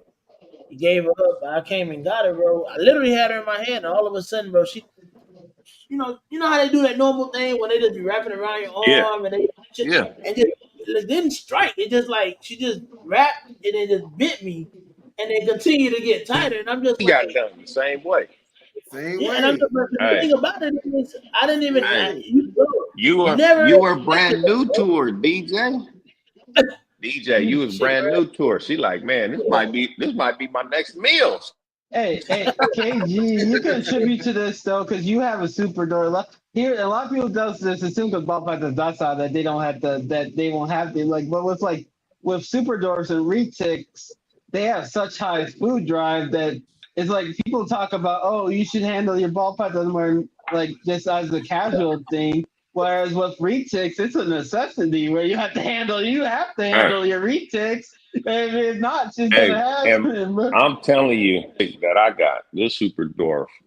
If I just walk by the cage, every time, if I just crack it, the nose is right there. Ready. Nah. I get the snake hook. The hook. Man, as soon as I take her out the box, she's like, what's up? She ain't bit me yet. I'm waiting for the day, that she just crawling on me and then just. No. That's how I feel about my bowl, bro. Oh, The, you the, the froze, head, KG. bro, the head snaps on board, bro. They scare the shit out of me sometimes. I'm not even gonna lie. But look, They they I they don't know. head I'm they more scared of this ball head python than my bull right now. But look at retics, bro. Like that's why some people should incorporate tap training with their more aggressive animals, like or more defensive animals, because well, are more fluid aggressive. I would say because with like retic, like when you tap them, with the hook, it says, hey, it's not feeding time, it's handling time, and the snake knows it's going to get handled, so it doesn't bite you because it knows it's handling time. And well, if you don't tap it, then it's do the feeding time. I definitely do that tap training with my board. Definitely do that. And I think like I didn't think that was a real thing. I didn't think that was a real thing until I realized that she really gets used to that. Like, you know what I'm saying? I give her a light little tap on the head. Hey, it ain't time to eat. Look alive. It ain't time to eat. You know what I'm saying? Exactly, bro. Nah, your boy different. When I was down there and I was like, yeah, I'm gonna go ahead and take it out. You weren't in the room. I tapped that joke came out. I was like, yeah, close this back up. I feel Close like, this back bro. up. I was like, no, I'm Listen, not doing it. listen, Brandon. I feel like, listen, you already got bit, bro. There's some people are afraid of the bite more than the actual bite itself, and like some people after they get bit, they're like, "Oh, this is not a big deal," and it's just like it's nothing to be afraid of, bro. You're just afraid of being bit the first time, but it's not a big. It's like Velcro, bro. It's like Velcro. Yeah, yeah. Like my first bite, I didn't even. It was biting me, and Sincere was still talking to me about the snake. And then he was like, "Hey, she's biting you." And I was like, "Yeah, she is." Like, now get her off me. You know what I mean? Like, Hey, it wasn't. It hey, hurt. TRM, It was TRM. more It so. it Now I depends don't on trust. locality. Now I don't trust her because if you can just bite me from me just holding you, bro, like it don't make sense to me. Well, TRM, it depends on locality how big they are. Like if you get like, for example, Kalatoa, Madu, and Karampas are the smallest localities, the super dwarfs, and then you got the Coyotes, Jampea, and Slayers, which are dwarfs. Well, Coyotes debatable if it's a super dwarf or a dwarf, but those are the bigger ones, and they get a bit bigger than the they get a bit bigger than like the super dwarfs, and they also sometimes get to mainland size. Listen, if you don't want one that's a 15-foot snake, I would go to Garrett from Reach Out Reptiles. He'll tell you exactly how big the parents are and the percentages of the super dwarfs, and you could get one pretty cheap.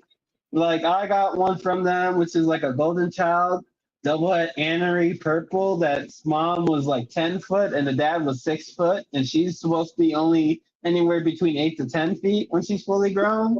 So it's all about percentages and parents, bruh. That's true. Yeah, this is exactly why I got my boa. When I seen DJ's, I seen the boa before, and then when I seen DJ's boa, and he showed me who he's feeding, and I was like, yeah, I gotta get one down.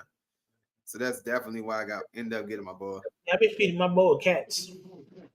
Man, this man, Um, them I'm grass he feed his boa be like, god damn. I'm No, the I'm only just buying into it. I'm buying reaching. into him.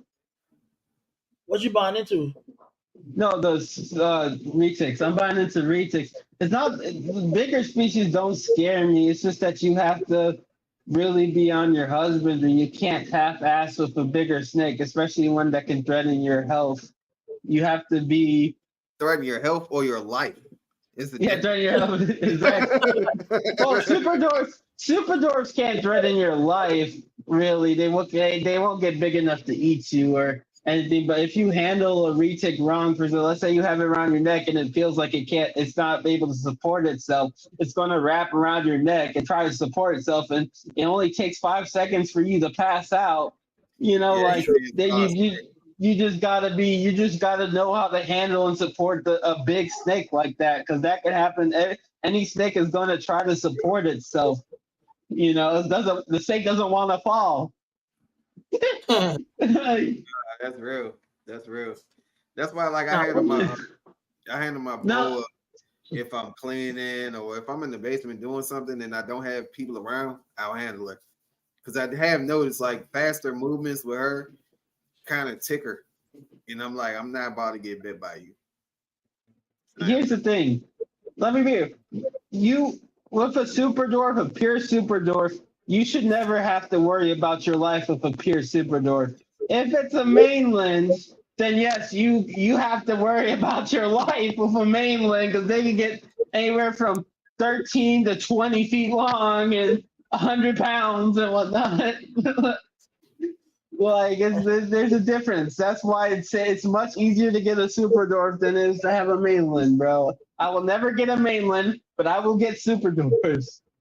I don't know, like out of all the big snakes, I think the green anaconda is my favorite, only because they're ugly and scary. The head is ugly, the body is beautiful. You ever seen the yellow? Yeah, those mean though. Them Jones mean. Well, the one I Mean. saw was pretty dope. That was like the first Repticon I went to out here in Atlanta. I actually saw a green and a yellow. Crazy though, they had them in like a 10 gallon, which was very wild at the time. I think they were wild caught. So they had Hey, them in a 10 gallon, but they were definitely beautiful. What's up? hey, but you want to know the different thing? If you look at the statistics, it's much more dangerous to own a golden retriever than it is a retic. For the stats. There's a golden retriever in Florida that killed a pair of twin babies because it was jealous of the babies. Snakes don't get jealous. Snakes don't get jealous. That's crazy. Damn, that's wild. I ain't heard of that. That's crazy. How you went about Dogs finding will that? get dogs will get jealous. Dogs will do things out of jealousy. People don't understand. I can see that. I can see that. Question Uh, for the how y'all family feel about y'all breeding or having snakes as black people? I ain't gonna lie. my Let me answer fan. that first. Let me answer that first. So I'm Caribbean as well. So my folks do not fuck with snake, anything that slithers, anything that crawls, none of that shit. Like from my grandma, I guess she's more receptive of it because she has cancer. You know what I'm saying? So she just really want all her grandkids to be happy in whatever they do. But like my dad, man, I had a snake one time. My dad was up here, and I had the snake. Like he didn't even know it was real or not, bro. Bro, you want to see a grown man panic? I've never seen my dad so scared in my life, bro. And my dad was a cop. Hey, I've never seen him scared of anything like that in my life, bro. And hey, my Boss is mom, she wild. won't even come to my house. Like, that Yeah, shit Boss crazy. is same. Like if my mother was still alive, she'll support me. Like she's everything, but she won't come over. My wife, she wouldn't come in the basement when I first got him. It took my kids actually engaging with him for her to come in the basement, and now I can get her to hold him, take pictures with him. Like she did a photo shoot with him, all that type of stuff. In terms of breeding, she just like, why we gotta keep getting more? Why we gotta keep getting more? You got enough. You got enough. So hey, that part is different because it's a business. You know what I mean? Like it's more than me just wanting it as a ton of pets. So they support it.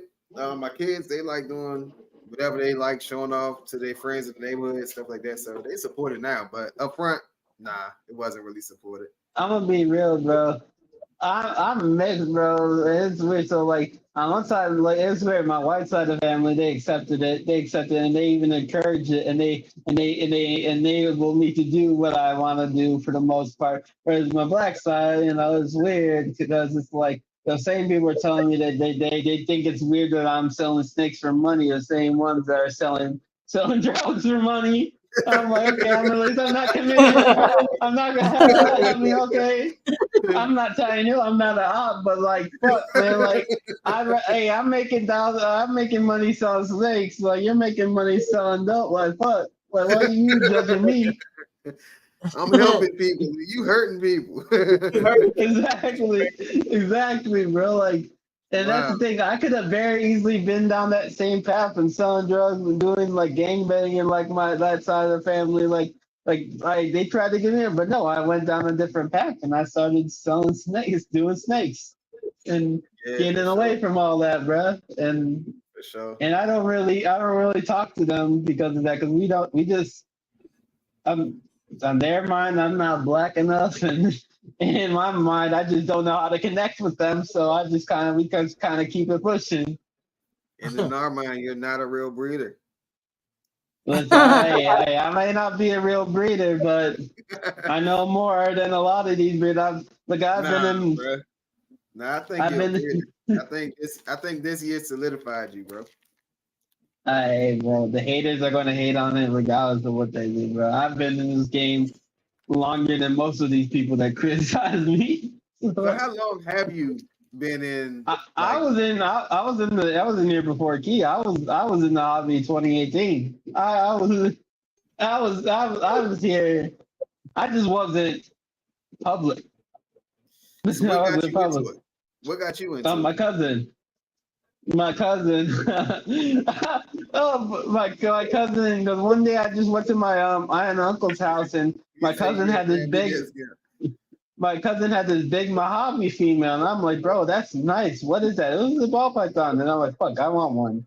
I went and bought a pastel spot nose, double head DG clown, and I didn't know what the heads were for. I just like what spot nose looked like, and I had this spot that I had this double head the whole time, and I paired it to a normal, made a few things, and then after a few years passed, and I met Eddie, and we started doing our thing.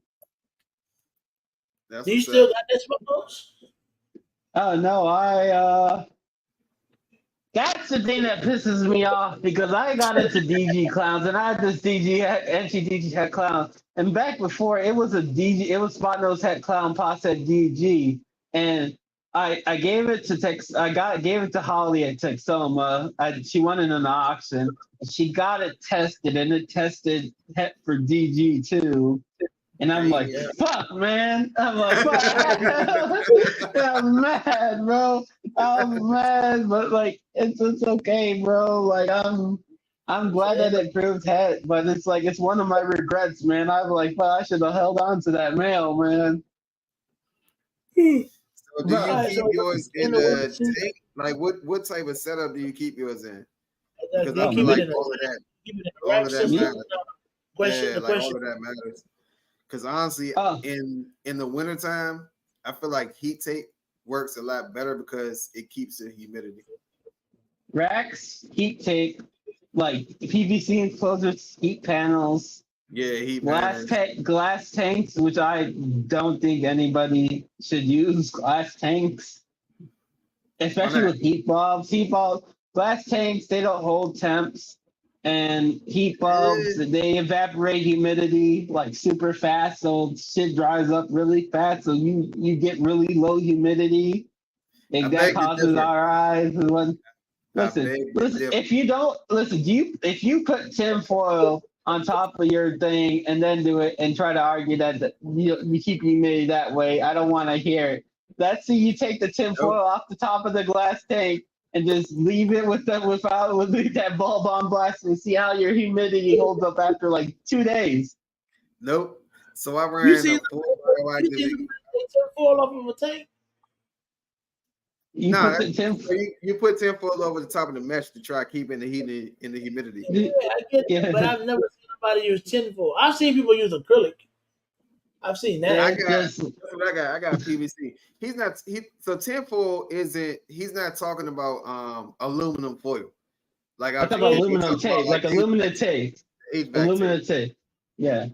Yeah. So I ran a bioactive enclosure in a glass tank. I had perfect humidity, perfect heat, perfect all of that stuff. I had to make up for it by putting a heat pad on the back wall on the cool side to keep the cool side at set temperature because it was too far away from the heat bulb. And then I also had a floodlight, a halogen floodlight for my grow light and for my plants and stuff. So if you do it correctly and you get a thick layer of substrate, you can do it. That's just a lot of work when you could just use a PVC. Yeah, PVC is definitely superior. Like from me having PVC now, it's definitely superior, but it's not doable. You know what I mean? Yeah, true. But with PVC, you just need the radiant heat power, and then you could get like a LED. You could use an LED grow light in the back, and then just bam, just bam, Yeah, you done, good. done. You good. So yeah, I do agree. Just I just bam. You're done. It's like, and I say this because I used the glass take and I myself just struggled. I struggled with humidity for so long. The moment I moved to PVC, bro, I had no more bad sheds, no more stuff, bro. I'm It's still just, waiting on it was, The humidity and heat really good. yo, DJ, how's that girl I sent you? Dude? What's she weighing right now, bro? No, I gotta feed. I'm feeding tomorrow. Nah. I got I just bought the test, so I'm waiting on her to shed out the test for hypo. So we'll I'm know if she glad. triple. We'll know if she I triple bet you head she's sooner. triple head, bro. I bet We'll know you. sooner rather than later. Hey, she's Sooner. gonna prove triple head, bro. I'm telling you. Listen, I have this weird when I pick out animals, bro, and I say I have a feeling, bro. They just at least the 7 out of 7 times they proved every time I chose them, bro. And when I saw her, bro, I'm like, she's triple head, bro. You got the gift of gab. Listen, bro, I'm just autistic, bro. I can see shit, bro. For like details, bro. Hyperfixate. Bro, I'm like, what's his name? You know that movie where the dude brings, I think it's the guy who's from Mission Impossible, Tom Cruise. He brings the autistic dude to the fucking casino. Uh-huh. You know, Birdman or whatever his name is. Huh? You know what movie I'm talking about, Brandon? Nah. No, you know what we're talking about? Where Tom Cruise brings that like mentally disabled dude to the casino, and he can tell the numbers and what like I forget I what feel they like call it. I feel seen like it I've before. seen that. He got banned, right? Was it called Numbers? I think it was like Bird. It was like I forget what it's called, but that's just kind of me with the snake, bro. Like I see a snake, bro, and I'm just like in the process of something, and I look at it, and I just get this feeling like that's het, bro. It 9 times out of 10 it proves het, bro. I don't know how, bro. It just Pretty damn good. But with rapid shit or coconut huts, you just gotta pay attention to the humidity because they will breathe all quick. That's true. and it's weird with retics though. It's like, and that's one thing I find because some people say, yeah, using coconut husk for retics good is nice for humidity wise, but when they're older, they say it's much more better just to use paper and just use a water bowl because it's like the cleanup and whatnot. Because they just, and And this is the one thing I'm not dreading. I'm dreading about retics is like when they go to the bathroom, bro. It's not like a oh ball my python where it's all god. like they gush, bro. They gush Oh that my shit, bro. gosh. For retics, Yeah, they No. gush, bro. when they shit, Birds do too, man. Yes, Birds they do too. gush. Dog. They don't like have ball pythons. We get to take the Mm. white thing. What's that white thing called? Urate. Urates, and we get poop. No, bro, they get urates, poop, and pee all in one. All in one. I couldn't do it. I couldn't do it. And it's the size of your freaking arm. It Yeah, what? ain't even like it's a little one.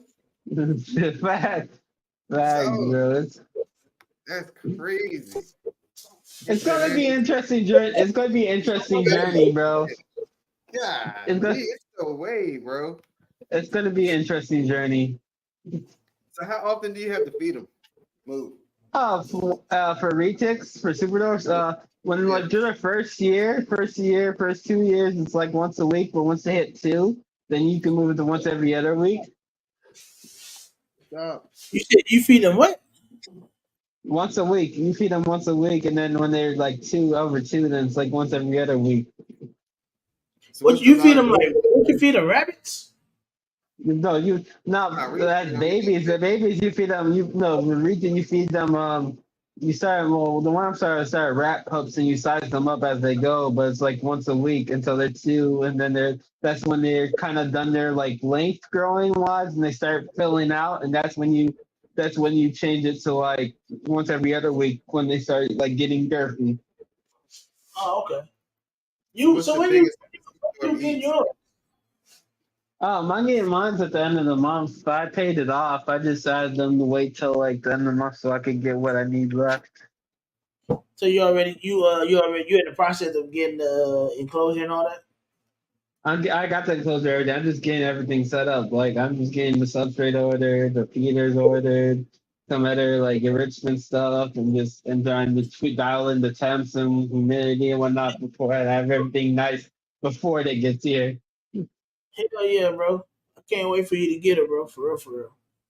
She a Hmm. little baby though, so make sure you got plenty of hides and plenty of places for her to hang out in. You know, they're gonna be real finicky when they get into a bigger enclosure. It's like the world for them. So just make sure you give her real Man, nice hides. I'm just hoping it's not like a ball python and I don't see it for I love ball pythons, bro, but you put a ball python enclosure, you never seen that bitch. You never seen it. It's just in its hide all day.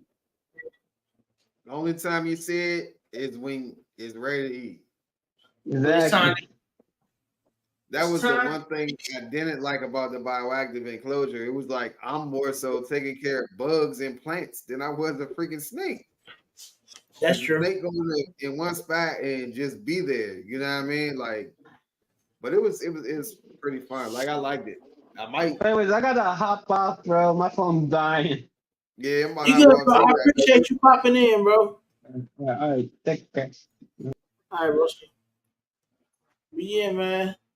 Other than that, man. We're gonna go ahead and hit it right here. You still want to ask questions? I see. what, what would you recommend me to breed her to produce a high end clutch in the future? The DM me, cosmos, bro. Huh? the cosmos. A Cosmo. Hey, a Cosmos, mahogany Cosmos would be crazy. But no, real talk though. DM me, bro. We can Awesome.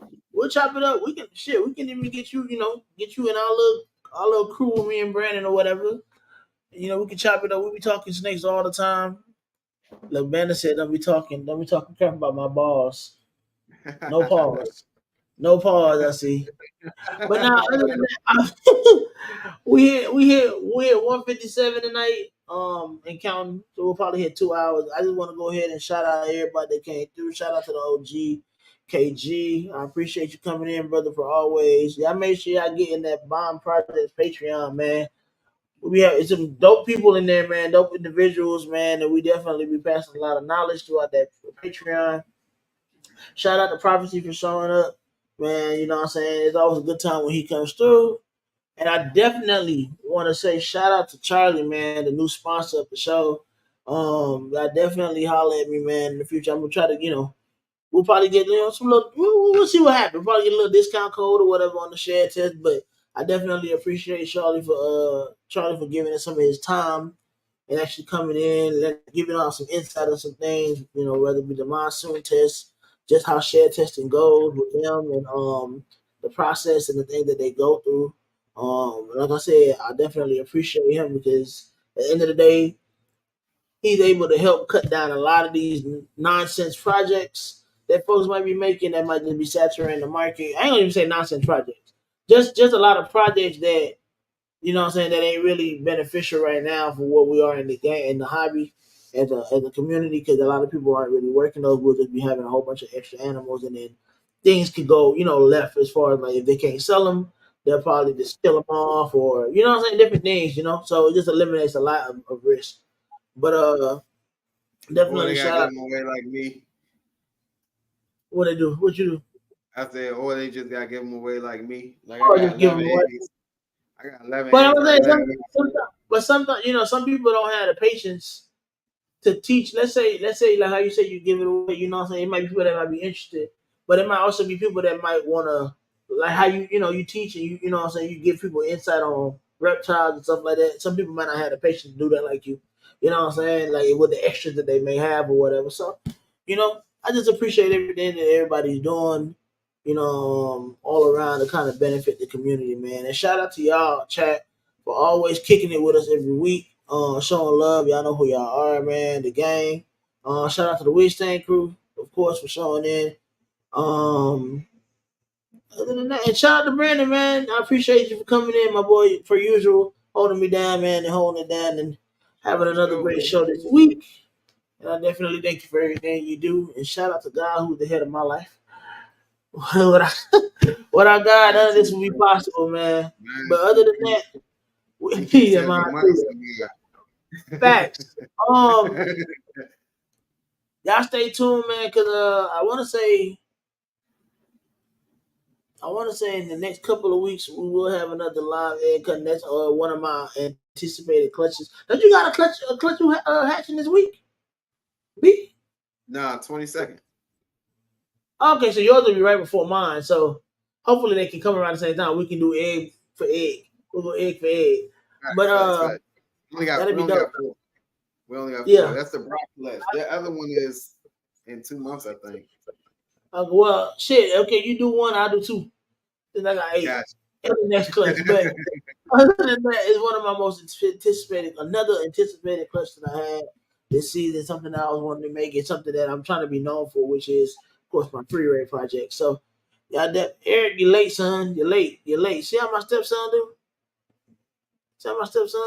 But yeah, I'm gonna wear the child support, damn it.